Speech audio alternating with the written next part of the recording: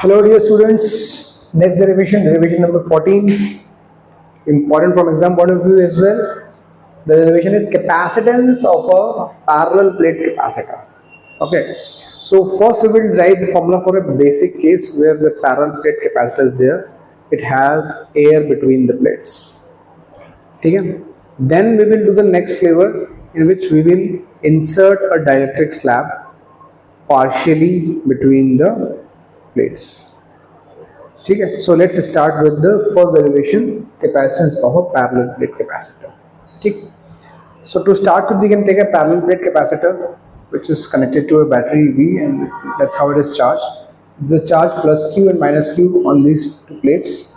Okay, the plate separation is D, and the area of the plate is, each plate is having equal area, that is A and A. Right, this is also A, this is also A.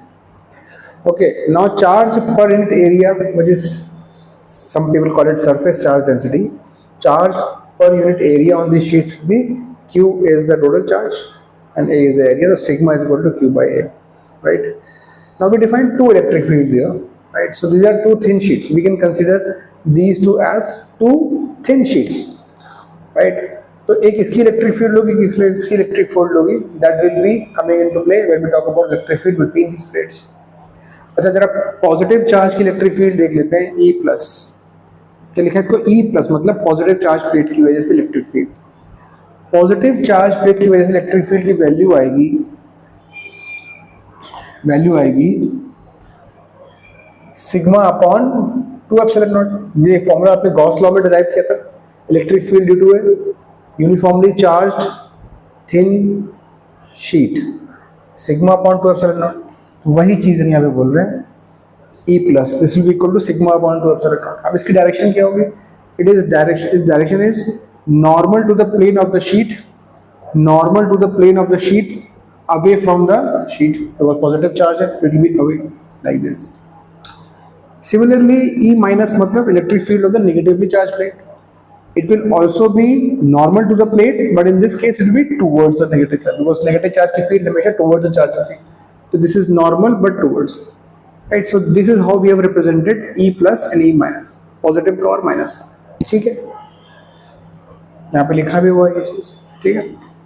Now अगर हम net electric field की बात करें in the space between the capacitors, net electric field क्या है? तो net electric field क्या होगा? E plus or E minus for vector sum. Electric field is a vector quantity, but in this case both these vectors are pointing in the same direction, so their vector sum would be just addition of these two electric fields. So इसलिए यहाँ पे net electric field जो आ गई sigma upon 2 epsilon naught plus sigma upon 2 epsilon naught. तो यहाँ पे आ गया sigma upon epsilon naught. अब sigma क्या था? Q by A. sigma की जगह लिख दिया हमने Q by A, right?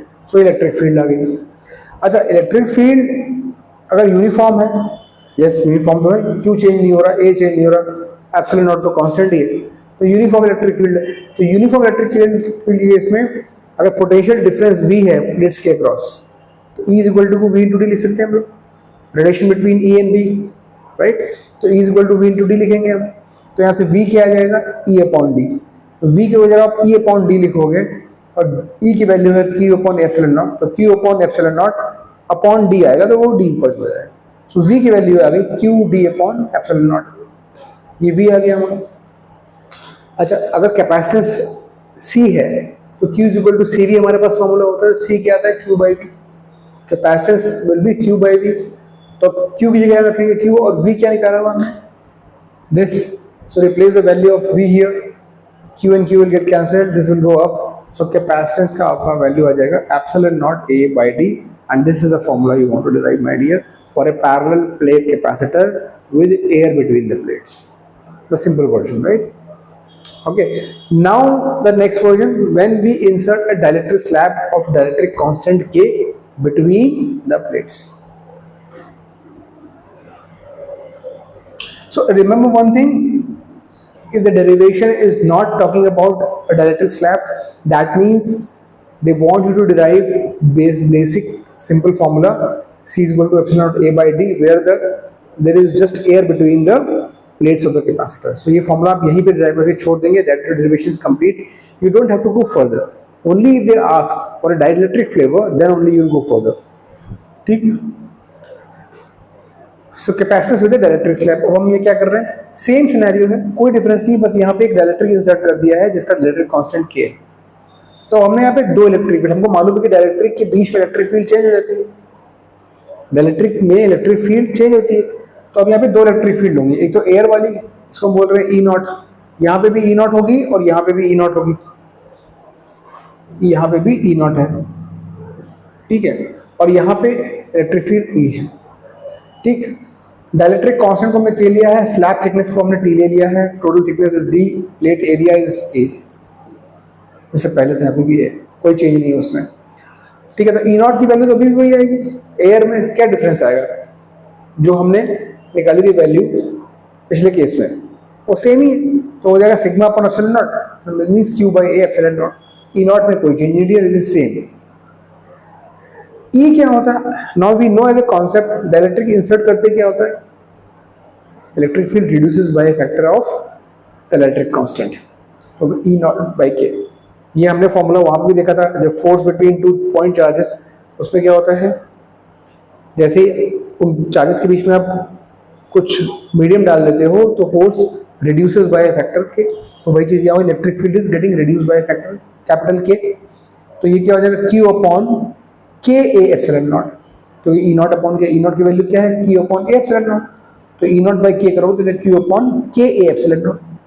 अब देखो, अब यहाँ पे पोटेंशियल डिफरेंस निकालना है, तो यहाँ पे इलेक्ट्रिक फील्ड सेम नहीं है, राइट।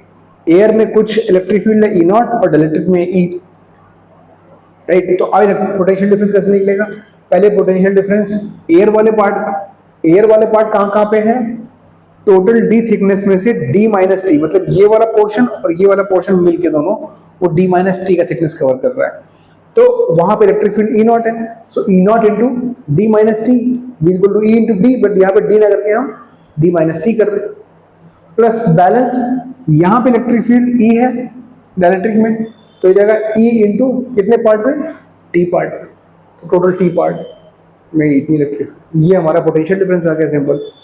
अब पोटेंशियल डिफरेंस की वैल्यू क्या हो जाएगी, E0 की वैल्यू क्या है, K upon A epsilon not D minus T, Q upon A epsilon not D minus T, और ये जाएगा Q upon K A epsilon not T। यहाँ पे आप Q upon A epsilon not common ले लीजिए, तो इधर से बचेगा D माइनस टी, इधर से बचेगा T बाई K। ये आ गया आपका potential difference. Now we are back to the same formula, C is equal to Q by V, तो यहाँ पे V की जगह में लिख देंगे,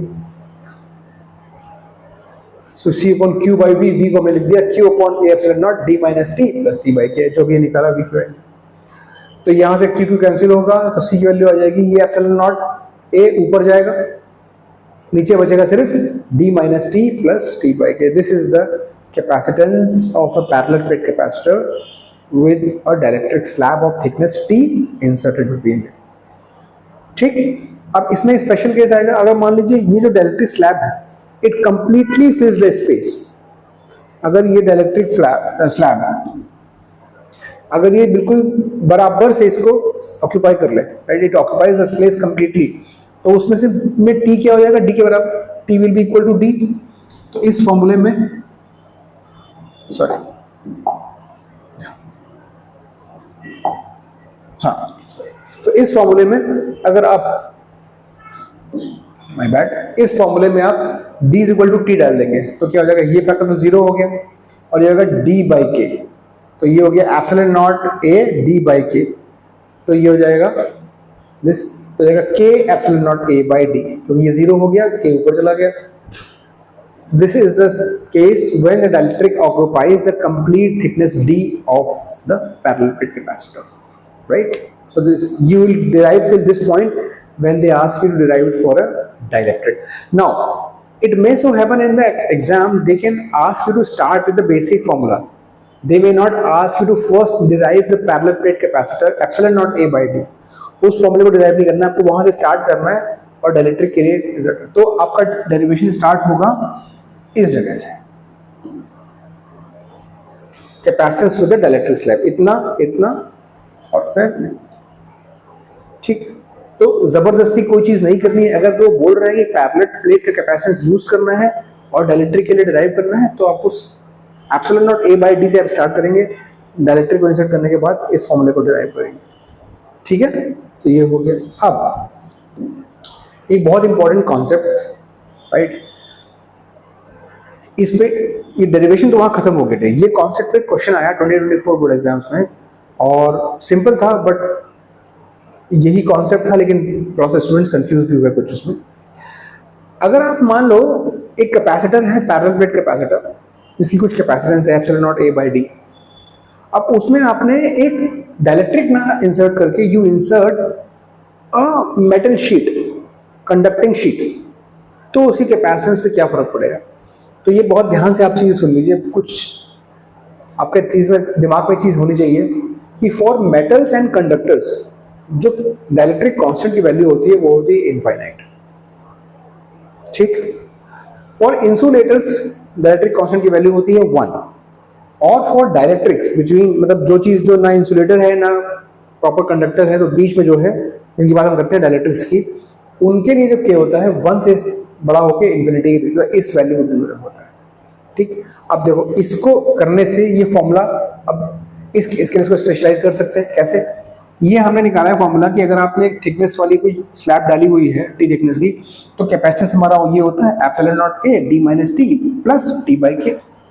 अब यहाँ पे के की वैल्यू क्या, अगर आपने इसको मेटल शीट डाल दी तो के की वैल्यू क्या हो गई, इन्फिनिटी। तो मेरे दोस्तों अगर यहाँ पे के की तुम इन्फिनिटी डालोगे तो ये फैक्टर तो हो गया 0, तो बचा क्या, सिर्फ डी माइनस टी। तो उस केस में सी की वैल्यू आ जाएगी epsilon not a upon D minus T. तो अब यहां जरा इस फॉर्मूले को ध्यान से देखो, नॉर्मल केस में कैपेसिटेंस क्या थी, epsilon not a by D, epsilon not a by D, आपने मेटल शीट डाल दी थी थिकनेस की, तो क्या आ गया epsilon not a upon D minus T. तो ये डी माइनस टी से डिनोमिनेटर क्या हो गया, छोटा हो गया। अगर डिनोमिनेटर छोटा हो गया माय डियर फ्रेंड, तो ओवरऑल नंबर क्या हो गया, बड़ा हो गया। तो if you insert a metal sheet of whatever thickness between the plates of a parallel plate capacitor, its capacitance is going to increase, and this was the question in the MCQ, ठीक है। तो आपको ये as a concept याद होना चाहिए। Derivation के लिए इतना इंपॉर्टेंट नहीं है, डेरिवेशन आपका सिर्फ इस जगह तक है, लेकिन ये एक एडिशनल कॉन्सेप्ट मैंने आपको बताया, जो मैंने आपको ऑफलाइन क्लास में भी बताया था, but I just thought of recording this in this video as well. Thank you very much.